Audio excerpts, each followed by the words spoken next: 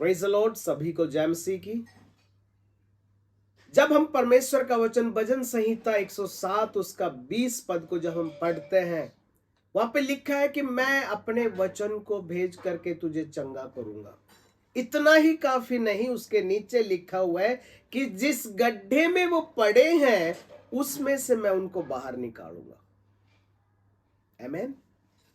प्रियो, आज आपके जीवन का गड्ढा कुछ भी क्यों ना हो, बीमारी ही क्यों ना हो, कर्जा ही क्यों ना हो, गड्ढा कितना गहरा, कितना बड़ा, कितना आमीन उसका मेजरमेंट है, वो मायने नहीं रखता।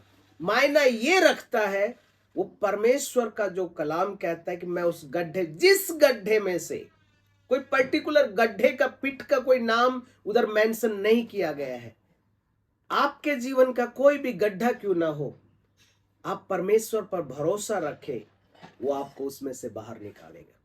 याकूब का पुत्र यूसुफ के जीवन में जब उसने स्वर्गीय दर्शन को देखा, अपने भविष्य के बारे में जब उस दर्शन को उसने देखा और अपने लोगों से जब उसने शेयर किया, वचन बताते उसके अपनों ने उठा करके उस गड्ढे में डाल दिया। यदि आप परमेश्वर के प्रिय हैं, परमेश्वर के निकटवर्ती है, परमेश्वर के साथ आपका रिश्ता सही है, गड्ढा आपके लिए नहीं है, सिंहासन आपके लिए है। यूसुफ के जीवन में आया हुआ गड्ढे में से निकालने के लिए वो परमेश्वर विश्वास योग्य और वफादार था, जिसने उसको गड्ढे का दर्शन नहीं, सिंहासन का दर्शन दिया था।